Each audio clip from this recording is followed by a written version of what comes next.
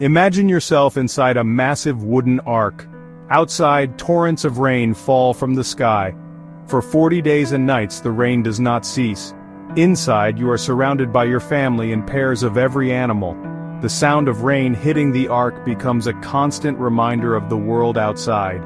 This is the experience of Noah and his family during the flood. Noah, a righteous man chosen by God, was tasked with building an ark to save his family and the animals. As the rain begins, Noah's faith is tested. Inside the ark, every creak and groan of the wood must have been nerve-wracking, yet it was also a testament to divine craftsmanship. The ark was not just a vessel of survival, but a symbol of unity and trust in God's plan. How do we maintain faith when faced with overwhelming challenges? Genesis 7:11. 12 paints a vivid picture of the flood's onset. In the 600th year of Noah's life, on the 17th day of the second month, on that day all the springs of the great deep burst forth and the floodgates of the heavens were opened. These verses describe a cataclysmic event. The heavens unleashed their waters as if pouring out their very essence. The flood was not just a natural disaster, it was a divine intervention. It was God's response to the corruption of humanity. The opening of the floodgates of the heavens signifies the unleashing of a divine judgment. Inside the ark, Noah and his family were shielded from the devastation. The ark was a haven amidst the chaos, a tangible manifestation of God's promise to preserve them. The relentless rain outside contrasted with the relative quiet within the ark.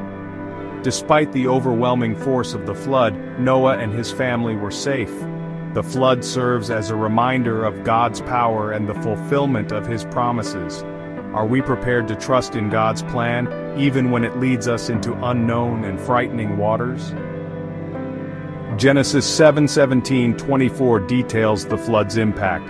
For 40 days the flood kept coming on the earth, and as the waters increased, they lifted the ark high above the earth.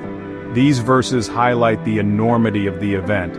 The rising waters covered even the highest mountains. All life outside the ark perished, emphasizing the severity of God's judgment. Yet amid this destruction there is a profound message of hope. The Lord shut him in, Genesis 7:16, signifies God's direct involvement. This phrase indicates divine protection and provision. God Himself ensured Noah's safety. Even as the world was engulfed by water, Noah was secure within the ark. Just as the waters rose, so do our difficulties sometimes seem insurmountable. But as the story of Noah teaches, faith can sustain us through the darkest times. By trusting in God, we can navigate the storms of life, confident that we are never truly alone. The themes of divine protection and faith are central to the story of Noah and the flood. The phrase, "the Lord shut him in," encapsulates the essence of God's protection. Faith was the anchor for Noah and his family. Surrounded by the unknown, they had no choice but to rely on their faith in God's promise.